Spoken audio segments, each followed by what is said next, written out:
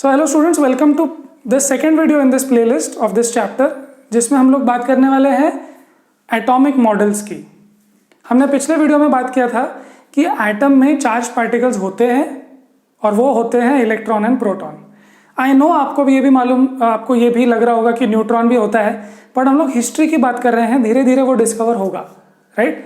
फिलहाल अभी तक की हिस्ट्री में, जे थॉमसन तक की हिस्ट्री में हमको इलेक्ट्रॉन और प्रोटॉन ही मिला है। प्रोटॉन की डिस्कवरी गोल्डस्टाइन के एक्सपेरिमेंट के बाद हुई, 1886 के कैनाल रेस के एक्सपेरिमेंट। ओके, तो अगर आपको वो सब कुछ देखना है तो आप पिछला वाला वीडियो देख सकते हैं, पार्ट 1। ओके, राइट नाउ हम लोग देखने वाले हैं कि इलेक्ट्रॉन और प्रोटॉन कैसे अरेंज्ड है, कैसा आर्किटेक्चर है एक एटम में, उसको बताने के लिए कुछ लोगों ने मॉडल्स बनाए, कुछ आइडियाज दी उन लोगों ने एक्सपेरिमेंट पे बेस्ड। तो सबसे पहला जो हम मॉडल देखने वाले हैं वो है थॉमसन का मॉडल।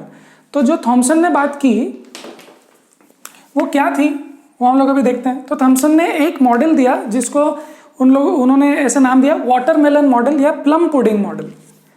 तो आई डोंट नो, उन्होंने शायद प्लम पुडिंग मॉडल ही नाम दिया था, हम वाटरमेलन के तरीके से समझ सकते हैं। See what is a watermelon?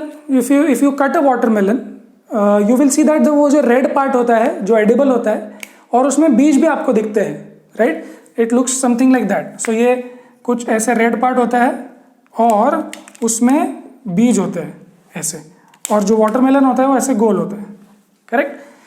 तो उन्होंने प्लम पुडिंग मॉडल में भी ऐसे ही बोला। उन्होंने बोला जो पुडिंग होती है, पुडिंग एक स्वीट होता है जो वेस्टर्न कंट्रीज में खाते हैं।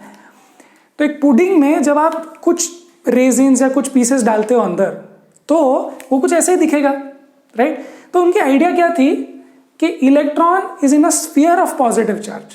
मतलब इमेजिन करो कि वाटरमेलन में क्या है, फुल रेड पार्ट ही भरा हुआ है जो खाने का है। उस रेड पार्ट के अंदर आपको बीच बीच में इलेक्ट्रॉन्स जैसे, वो जो एटम है उसमें इलेक्ट्रॉन्स ऐसे जो सीड्स है उसके जैसे एम्बेडेड है। एम्बेडेड मतलब फिक्स्ड है। मतलब आप वो तरबूज को ऐसे भी हिलाओ तो ऐसे नहीं कि बीज यहां से वहां, जो सीड्स है वो यहां से वहां घूमते हैं, they are fixed. So he said that electrons are fixed in a sphere of positive charge. So positive charge कौन सा है? ये है। और नेगेटिव चार्ज कौन सा है? ये है, इलेक्ट्रॉन, राइट। तो उन्होंने क्या बोला, electrons are embedded in a sphere of positive charge, like watermelon में जैसे seeds are embedded in a sphere of red edible part. तो उन्होंने ऐसे बोला। उन्होंने एक और चीज बोली कि पॉजिटिव और नेगेटिव चार्जेस इक्वल है मैग्नीट्यूड में।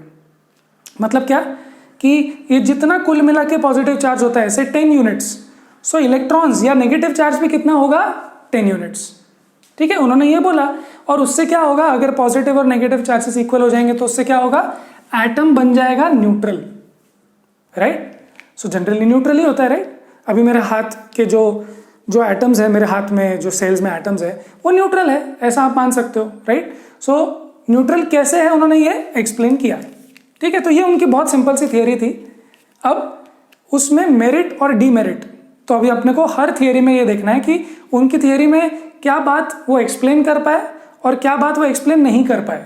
जैसे कि पहला जो आप देखेंगे मेरिट, उनके थियरी से क्या बात हमको समझ में आई कि न्यूट्रलिटी ऑफ एन एटम, मतलब एटम न्यूट्रल कैसे होगा वो एक्सप्लेन कर पाए।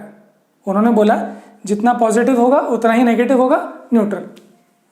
फिर उनका थियरी का एक डीमेरिट भी था, राइट। डीमेरिट क्या था कि वो एक्सप्लेन नहीं कर सके the experimental findings of other scientists. मतलब कि रदरफोर्ड वगैरह वगैरह जो उन लोगों ने कुछ एक्सपेरिमेंट्स किए, तो उनको जो एक्सपेरिमेंट से ऑब्जर्वेशन मिले वो ऑब्जर्वेशन इस थियरी में फिट नहीं हो पाए।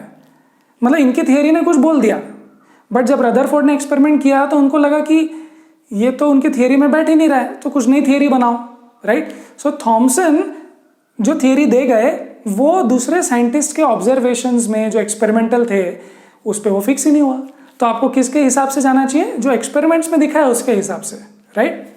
तो he could not explain that, right. So this was one small video about Thomson's atomic model. इन्होंने वाटरमेलन जैसा उसको स्ट्रक्चर बताया और पॉजिटिव नेगेटिव वो एक्सप्लेन कर पाए, न्यूट्रलिटी। तो इसमें बेस्ड एक दो क्वेश्चंस भी हैं, हम लोग तुरंत कर लेते हैं, वेरी सिंपल। फर्स्ट क्वेश्चन है कि on the basis of Thomson's model of an atom explain how the atom is neutral. तो हमने देख लिया न्यूट्रल कैसे होगा, पॉजिटिव और नेगेटिव चार्जेस इक्वल होंगे तो न्यूट्रल हो जाएगा। नेक्स्ट जो क्वेश्चन है वो है एक्सरसाइज में, which says what are the limitations of J.J. Thomson's model of the atom। तो लिमिटेशन क्या था कि वो अपने जो थियरी से थे जो अपनी उनकी थियरी थी उससे वो एक्सप्लेन नहीं कर पाए रदरफोर्ड के फाइंडिंग्स। अब रदरफोर्ड के क्या फाइंडिंग्स थे और वो क्या फिट नहीं हो पाए वो हम लोग रदरफोर्ड के वीडियो में देखेंगे। बट रदरफोर्ड का वीडियो थोड़ा सा लॉन्ग वीडियो होगा क्योंकि उसमें बहुत सारी उसमें इंटरेस्टिंग बातें हुई है। And one interesting fact is also that Rutherford was Thomson student. So ऐसा हमको पता चलने वाला है कि रदरफोर्ड जो एक्सपेरिमेंट्स करने वाले हैं उनसे उसकी वजह से उनके प्रोफेसर जो थॉमसन है उनकी ही जो थियरी है वही फेल हो जाती है, राइट। सो स्टूडेंट ने कुछ ऐसे बातें की जो प्रोफेसर की बातें गलत निकल गई। और एक और इंटरेस्टिंग बात यह है कि जे थॉमसन को तो नोबेल प्राइज इलेक्ट्रॉन के लिए मिला ही है to find for finding the electron. एक और बात हुई कि उनके जो रिसर्च असिस्टेंट्स थे, प्रोफेसर्स के रिसर्च असिस्टेंट्स होते हैं, राइट, जो लोग रिसर्च करते हैं और फिर बाद में वो लोग भी PhD हो जाते हैं। 7 of Thomson's assistants got Nobel prize afterwards. So this is one interesting thing. But आप जैसे समझेंगे कि थॉमसन के स्टूडेंट्स ने ही उनकी थियरी को गलत बाद में साबित किया, राइट, फाइन। सो हम लोग देखेंगे नेक्स्ट जो उनके खुद स्टूडेंट थे रदरफोर्ड, उनकी थियरी क्या थी और उन्होंने कैसे थॉमसन के मॉडल को रिजेक्ट किया और अपना एक नया मॉडल बनाया। So we will see that in the next video. Till then पढ़ाई करते रहें।